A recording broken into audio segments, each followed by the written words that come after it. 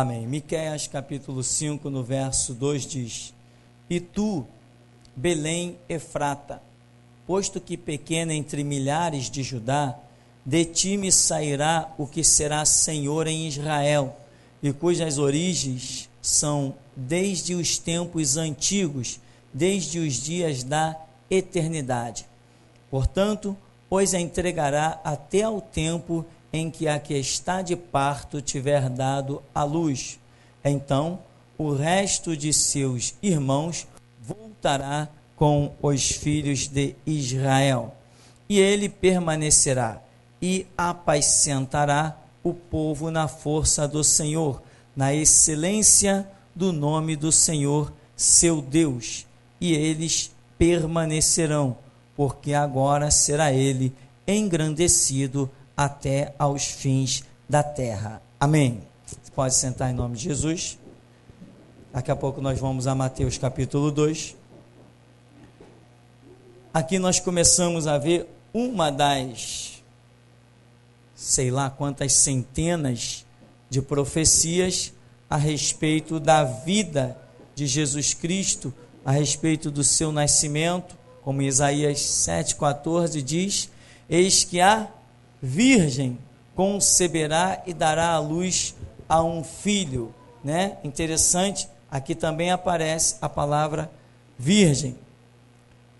Lá está se falando em Isaías 7,14, nós vemos o literal, o cumprimento de Jesus Cristo nascendo através de uma mulher, mas também o contexto da cidade de Jerusalém está nessa história, e aqui mais especificamente sai dos termos de Jerusalém, vai para uma cidadezinha lá e diz: e tu, Belém Efrata, quer dizer, Efrata, você, a cidade, a menor cidade de Israel, você não é, ainda que pequena entre os milhares de Judá, de ti é que sairá o que será Senhor em Israel. Ou seja, o que me chama a atenção aqui é que essa cidade poderia ser considerada uma cidade muito desprezada, muito sem sentido, mas foi dela que nasceu, que veio o Messias. O projeto de Deus estava lá, em alguém que morava lá dentro dessa cidadezinha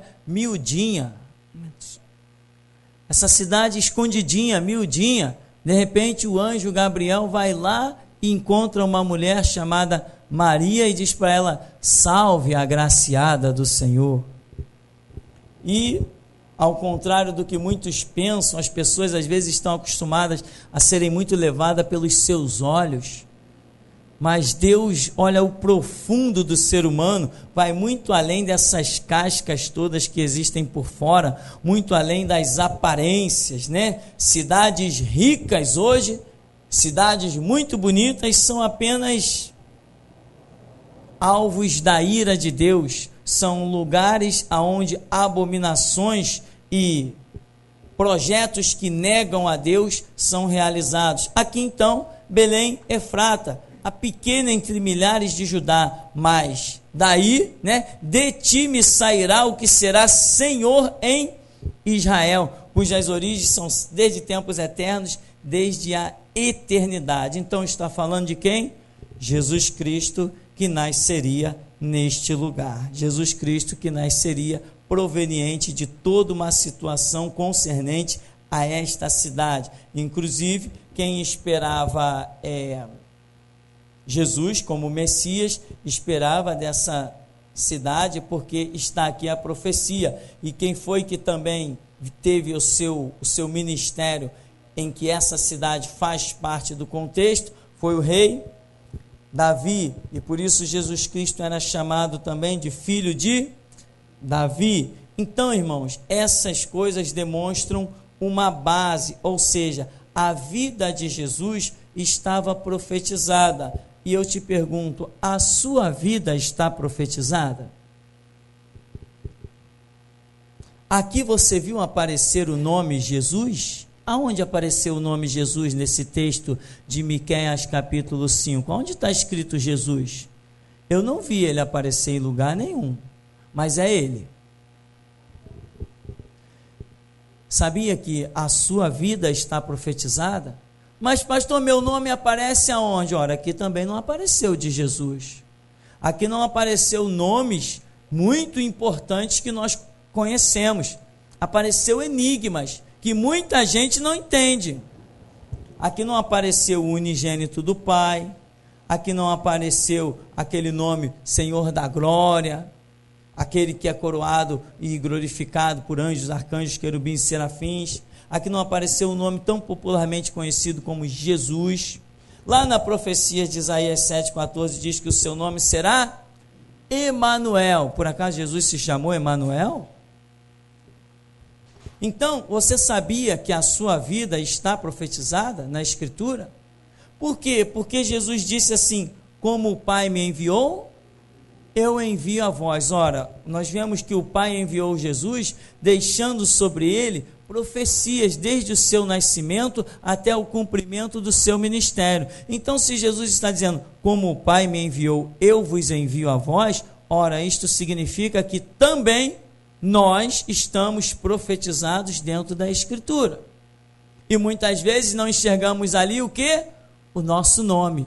Porque o que Deus está demonstrando? Deus está demonstrando aqui características. Olha, ele permanecerá e apacentará o povo, aonde? Na força do Senhor, na excelência do nome do Senhor, seu Deus. E eles permanecerão, porque agora será ele engrandecido até os confins da terra. Então você vê que Deus está se prendendo a certas referências das atitudes de que esta pessoa viria a ter, do caráter que este cidadão aqui viria a ter. Então ele vai apacentar o povo na força do Senhor, seu Deus. Então o nome da pessoa não aparece, mas as suas determinações, as suas atitudes é que vão classificá-lo como tal. Por exemplo, Isaías 40.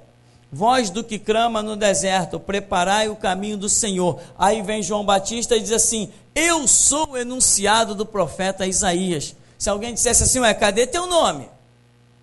Meu nome não está lá. Mas quer ver uma coisa? Raça de víboras. Ah, é ele mesmo. Amém, meu irmão? Está entendendo? Jesus disse, como o Pai me enviou, eu vos envio a vós. A sua vida está profetizada em algum canto aqui dentro da Escritura. Mas não é o seu nome. Não é uma combinação de nome. Você não se chama Marcos, João, Pedro. Não é, esse não é o seu nome.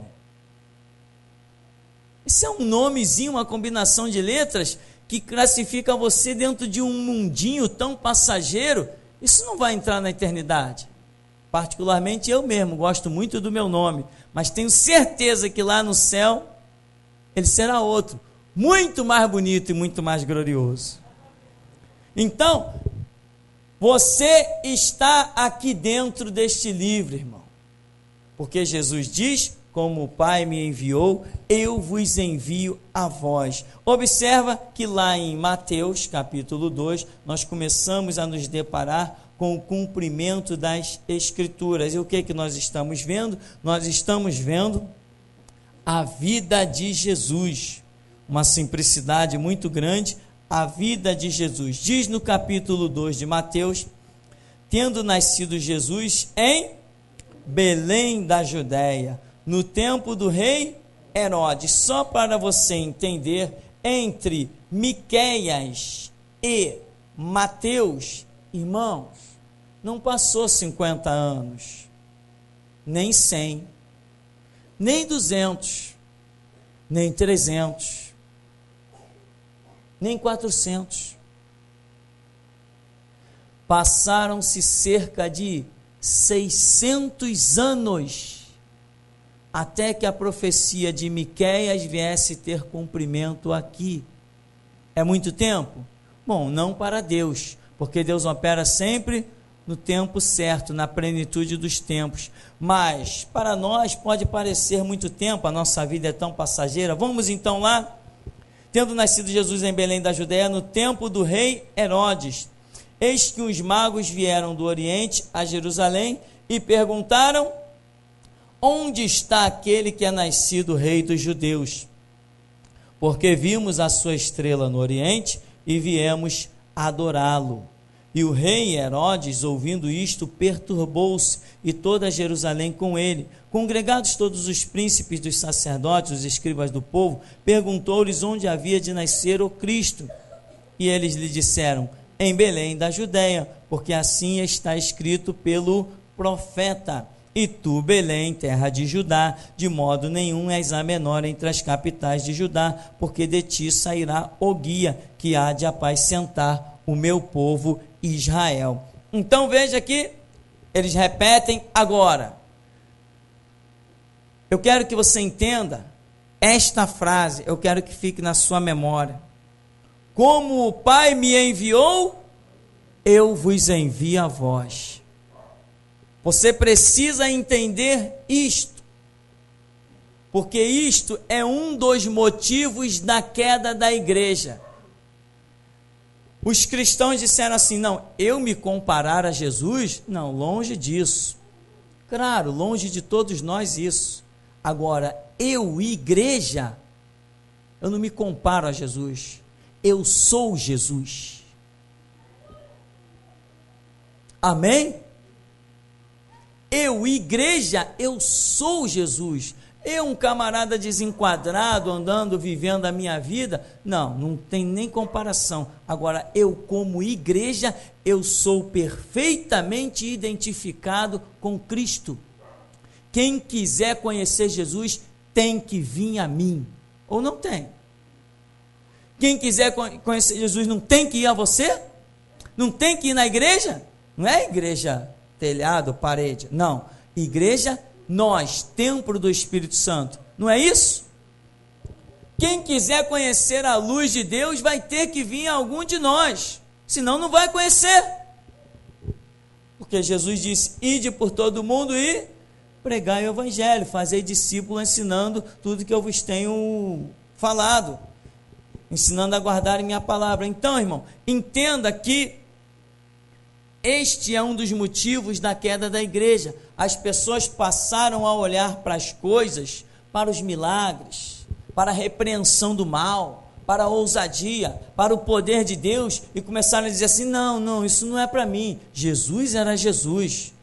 Aí quando via alguém através de quem Deus estava operando um milagre, um sinal, um prodígio, uma maravilha, as pessoas diziam assim: puxa, aquele cara deve ter uma vida consagrada, né? E aí imaginava que o camarada ficava sem comer a semana toda, que ele vivia só de pão e água, que ele tinha uma venda nos olhos para não olhar para nenhuma mulher que passasse no meio da rua.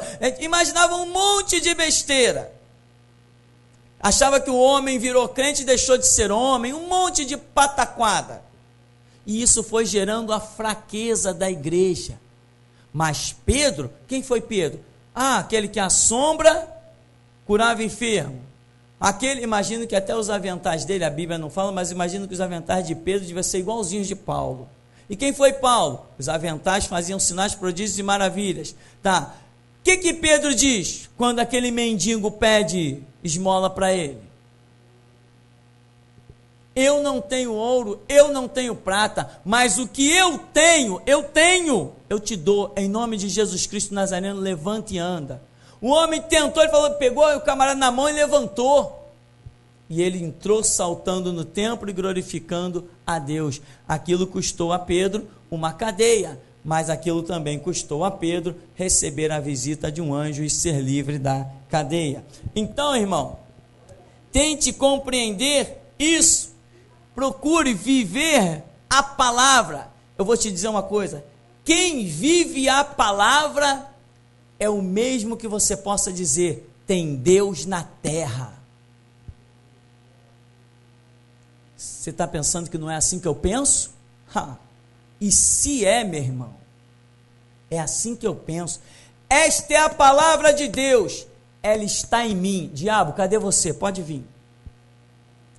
O diabo não pode me encarar, porque a glória de Deus, que é a sua palavra, pois a Escritura diz que Deus exaltou a sua palavra acima do seu próprio nome. Deus revelou o nome dele ao mundo? Não, mas revelou a sua palavra.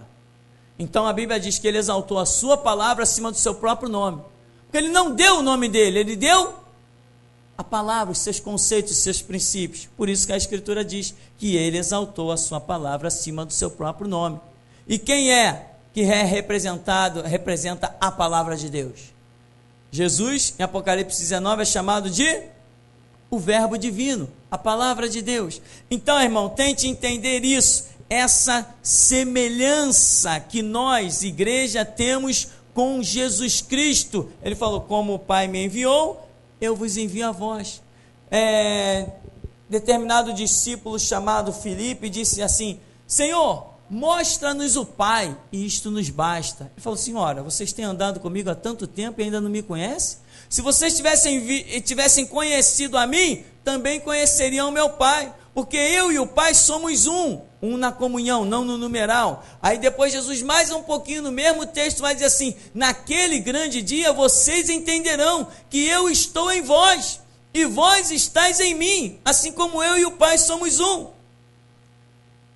Isso, irmão, essa realidade poderosa faltou na mente dos cristãos que passaram aí alguns anos atrás de nós, e isso fez com que a igreja fracassasse, caísse. Nós somos discípulos iguaizinhos a Jesus. Ele falou, a um servo cabe ser igual ao seu, não superior, mas a um servo, ele que disse, não sou eu que estou dizendo, é a palavra dele, você já leu? A um servo cabe ser igual ao seu Senhor. Eu sou igual a Jesus? Bom, deixa eu ver. Pela misericórdia de Deus, mas já tenho orado por enfermos e eles têm ficado curados. Jesus fez isso.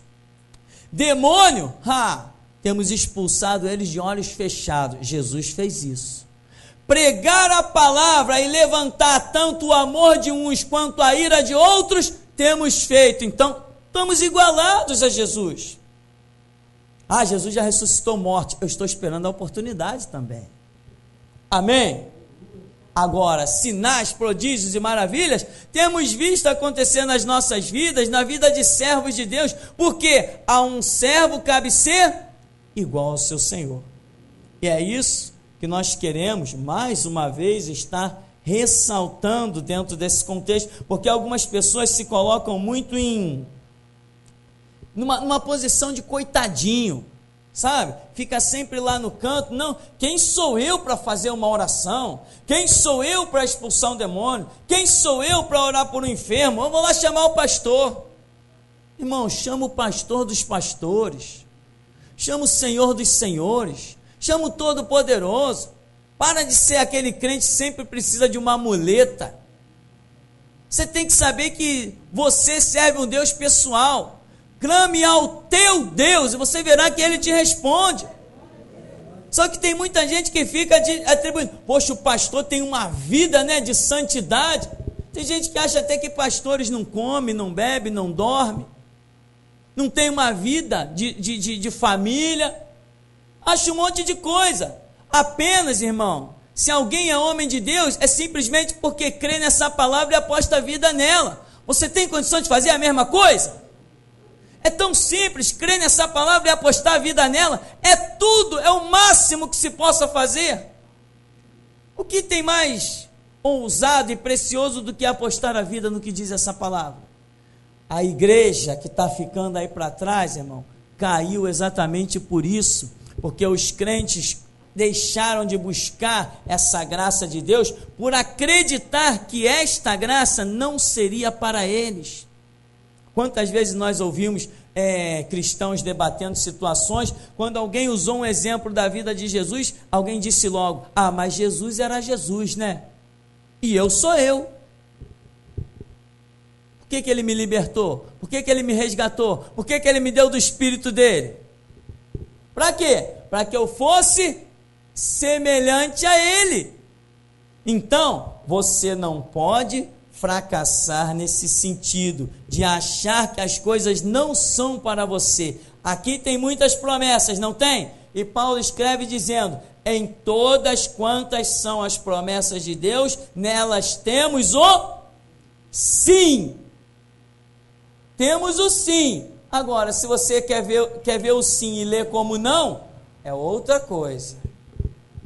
Amém?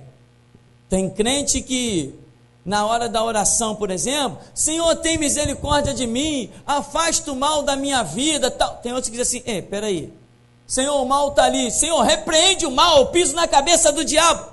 Opa!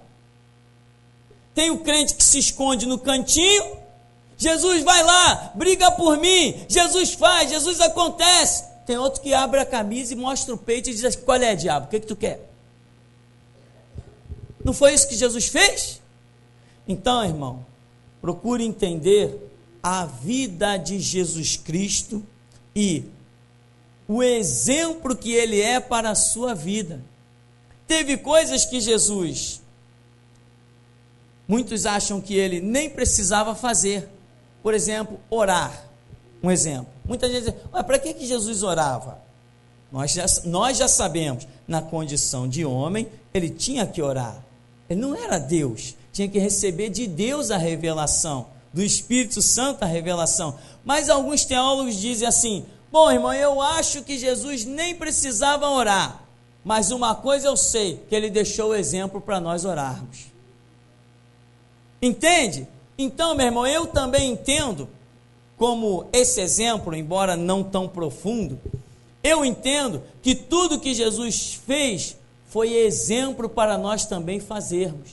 Tudo que Jesus realizou estava dentro da pregação do Evangelho. Aí ele virou para a sua igreja e disse, ide por todo mundo e pregai o Evangelho. E os sinais seguirão aos que creem. Ó, em meu nome vai expulsar demônio, em meu nome vai curar enfermo, em meu nome... Só que muita gente não credibiliza. Entende? Muita gente passa o tempo todo dentro da igreja, meu irmão, levando uma vidinha. Eu não, irmão, não levava uma vidinha, não. Sinceramente, eu dizia, Jesus, está escrito aqui, eu creio que tu podes fazer essas coisas na vida dos homens, me dá experiência, me dá que as coisas aconteçam na minha vida, eu quero ver a tua obra acontecendo, eu quero ser um instrumento nas tuas mãos, enquanto que outros iam para a igreja só pensando na hora do culto acabar para descer para a cantina para comer cachorro quente, ou então para reunir a turma do futebol e marcar o futebol para o sábado, ou para o domingo, etc. E assim, eu procurava entender e me dispor ao serviço de Jesus Cristo. E eu tive as minhas experiências maravilhosas, experiências de cura, experiências de libertação, confronto com o diabo, confronto com enfermidades malignas. E assim, meu irmão, o exemplo de Jesus, para mim, é vivo. Quando você mergulha na Escritura, você tem entendimento. O Espírito Santo abre a sua compreensão, e você começa a ver Jesus não como aquele camarada lá distante, perdido no céu, mas aquele que está do teu lado, pegando na tua mão e diz assim, vai nessa tua força que eu vou contigo. Isto é Evangelho, isto é um exemplo da vida de Jesus Cristo. Por isso que eu discuti com o delegado, não sei se aquelas divisórias lá não forem bem acústicas, deve ter se escutado lá do outro quarteirão. Eu sou servo de Deus, não tenho medo de delegado nem de juiz. Eu não baixo a cabeça para juiz, porque o meu Jesus está comigo e acabou a história. E ele é o bastante. Então, se você não tiver o conceito real de quem você é na presença de Deus, qualquer um vai calar tua boca. Você vai tremer. Quando você vê uma algema, você vai tremer. Eu não. As algemas aqui eu uso como troféu. Olha aí, ó. Olha lá na porta. A algema aqui é troféu. Arma dos homens não podem me deter, grades dos homens não podem me parar. E agora eles estão vendo. Quanto mais mexe, mais o cara aqui fica mais abusado. Tenho medo de nada. Por quê? Eu tenho aprendido com Jesus. Da mesma maneira, porque ele disse essa palavra, meu irmão, ecoa na minha mente de uma maneira tremenda. Tem alguns textos bíblicos que eles parecem que são um sino. Você já escutou o som de um sino de perto? Quando o camarada bate o sino, você de perto, uma distância de 1,5 metro, 2 metros, parece que a sua cabeça vai estourar. Tem alguns textos bíblicos que é assim comigo, e esse que diz, como o Pai me enviou, eu envio você. Esse ecoa dentro da minha cabeça de uma maneira tremenda. E quando esse versículo soa dentro da minha cabeça, eu não tenho medo de nada. Sabe por quê? Porque eu não consigo imaginar Jesus Cristo atrás das grades, sem que a sua missão se cumprisse. Eu não consigo imaginar Jesus Cristo preso por uma algema, sem que o seu tempo fosse completo. Eu não consigo imaginar Jesus Cristo lá naquela cruz, sem que ele pudesse dizer: Pai, está consumado, nas tuas mãos eu entrego o meu espírito. E o meu objetivo não é viver. Meu objetivo é viver e morrer por Cristo, cumprir meu tempo, partir para pegar minha coroa. O que ficou para trás, ficou. Não me interessa esse mundo. Se inventarem um elixir da vida para se viver 200 anos, eu me recuso a entrar na fila, porque quanto mais cedo eu partir, melhor é para mim. Que outros tomem o elixir da vida, e olha que estão inventando por aí. Descobriram coisas tremendas por aí, que as pessoas vão poder viver, olha, um bom tempo. Não sei a que preço isso vai para o mercado, imagina, né? Imagina que preço isso não vai para o mercado. Mas eu não tomo uma gota daquilo, ao contrário, se eu pudesse reduzir o meu tempo de vida sobre a terra, eu preferia isso, reduzir. Porque eu sei que o que tem lá em cima, olhos não viram, nem ouvidos ouviram, nem nunca subiu ao coração do homem. Que tem lá em cima é tremendo, e isso também ocupa a minha memória. Às vezes eu fico bobo, as pessoas à minha volta falam comigo e eu não ouço porque eu estou tão ligado, pensando no que é depois desse céu aí, que nós enxergamos, quando tudo isso aí se abrir, nós atravessarmos os portais celestiais, os portais eternos, eu fico imaginando o que não tem nos aguardando lá naquilo lá. Uma cidade cujo artífice e construtor é Deus. Então, voltando ainda aqui para os detalhes da vida de Jesus, você vê que esse texto que nós lemos, do capítulo 2, a vida de Jesus chamou a atenção. Onde está aquele que é nascido rei dos judeus? Nós vimos a sua estrela no Oriente e viemos a adorá-lo. Ora, quanta gente viu aquela estrela? Quanta gente diz, ia lá uma estrela, legal, lá brilhando mais que as outras. Ia lá, apareceu uma estrela nova no céu. Quanta gente viu aquilo? Quanta gente diz, ia lá, nunca tinha visto aquela estrela, primeira vez que eu observo aquela estrela. Quantos repararam aquela estrela sem se dar conta que aquele era um sinal de Deus? Assim, irmão, é a minha e a sua vida. Muita gente está reparando sinais por aí, mas não está se dando conta do poderio desses sinais. De repente a coisa acontece, acabou. Quem entrou no barco entrou, quem não entrou, vai ficar para trás. Então veja, nós vimos a sua estrela no Oriente, viemos adorar o rei Herodes. Ouvindo isso, o que ele fez? Perturbou-se. A vida de Jesus, a notícia sobre Jesus fez pessoas se perturbarem. Vai dizer, perturbou-se toda Jerusalém com ele. Meu irmão, a sua vida também tem que causar perturbação. Se não causar, você não está sendo igual a Jesus. Ele falou, como o Pai me enviou, eu envio vocês. Outro motivo da queda da igreja é o crente achar que ele não poderia servir de pedra de escândalo. E, no entanto, a minha Bíblia diz que Jesus Cristo seria pedra de escândalo. Ou não diz? E como diz? Ele será pedra de escândalo. É isso que a Bíblia diz sobre Jesus Cristo. Ele será pedra de escândalo. E um monte de crente pateta, palhaço, burro, ignorante, quis ser o cidadão bonzinho da sociedade, o irrepreensível. Irrepreensível diante dos olhos de Deus, diante dos olhos do mundo, não. O crente que é amiguinho de todo mundo, que agrada a todo mundo, tem paz e amor com todo mundo, está arriscado do reino de Deus, é palhaço, e palhaço não entra no reino de Cristo. Tem que ser pedra de escândalo, sim, para quem não anda na verdade. A verdade tem que escandalizar a mentira. Jesus foi pedra de escândalo. Se eu sou discípulo dele, tenho que ser também, nem que seja para um. Mas tenho que ser. Essa parte da vida de Cristo também tem que se cumprir na minha vida. Ele é o meu exemplo. E muitos crentes palhaços, não. Sim, quando eu fiquei sequestrado 18 dias na Polínter, Não teve crente pateta que ligou para cá, para minha esposa, mas um crente ser preso? Ora, um crente não pode ser preso, não conhece nem Bíblia, o infeliz.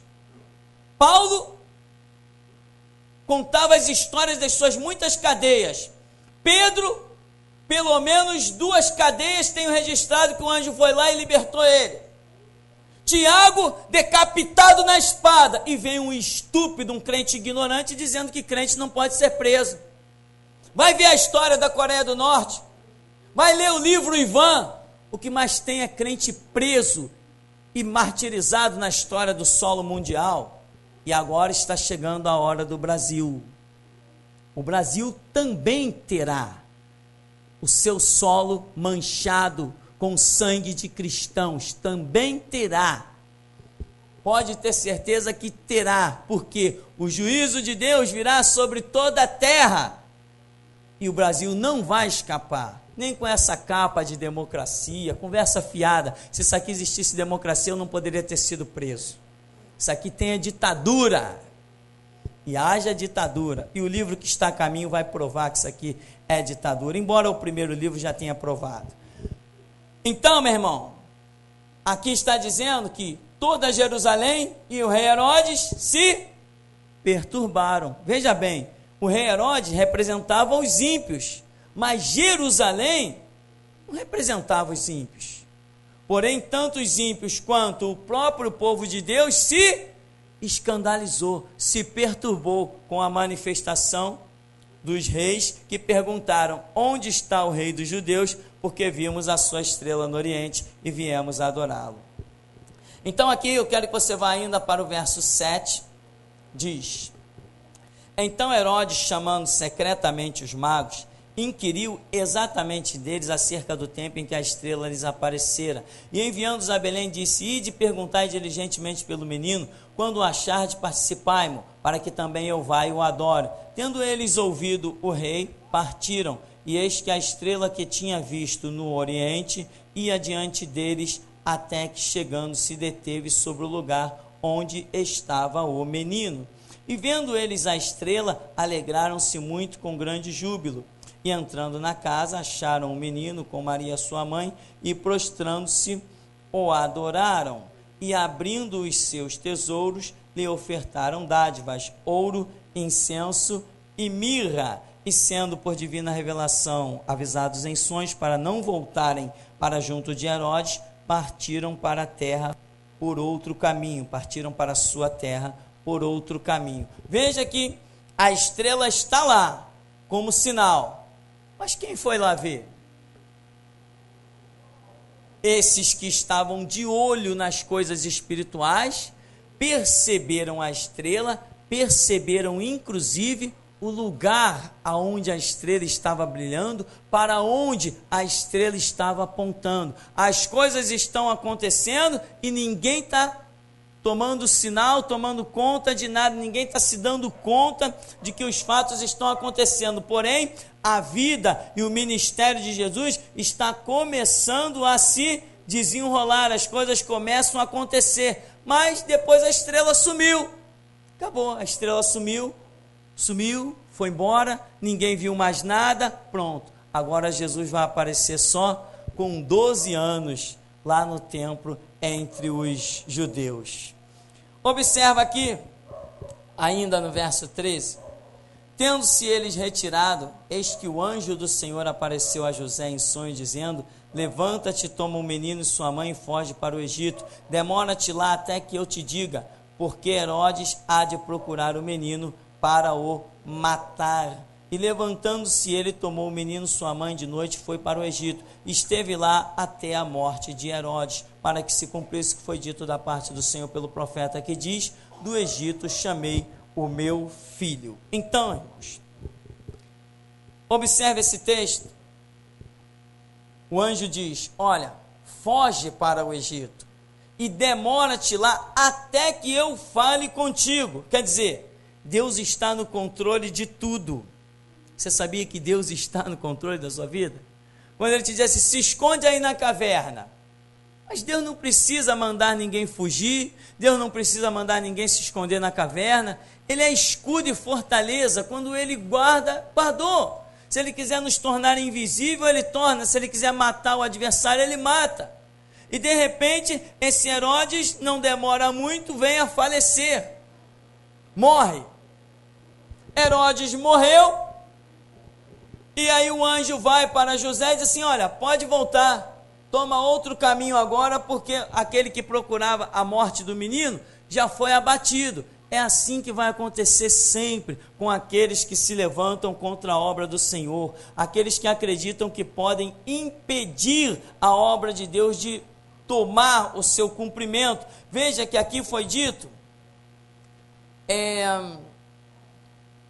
uma passagem aqui que diz que Herodes, o que ele fez? Ele manda matar todas as crianças de 2 anos para baixo. Meu irmão, eu quero que você entenda isso. A sua vida é semelhante à de Cristo.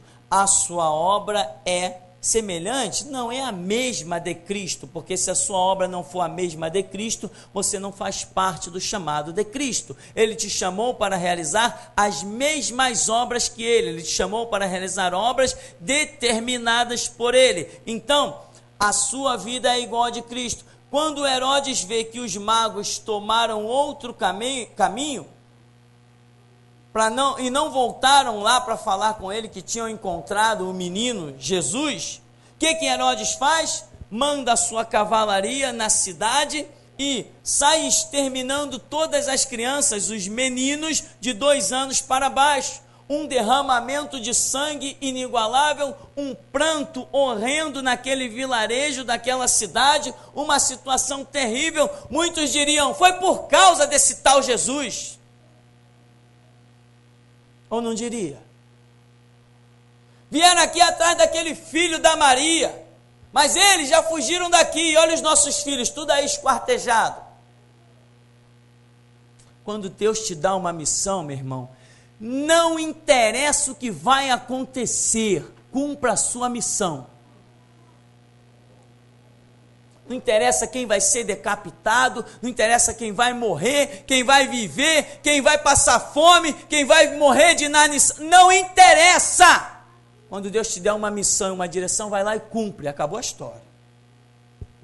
Então o anjo aparece, ô José, foge para o Egito. Daqui a pouco vem a cavalaria do Império Romano lá e arrasa. Qualquer criança que o soldado olhasse assim, aquele ali deve ter de 2 anos para baixo. Espada, matava crianças. Tudo que foi casa, crianças lá, trucidadas, sangue derramado para tudo que é canto. Muita gente critica, por exemplo, a obra de Martinho Lutero.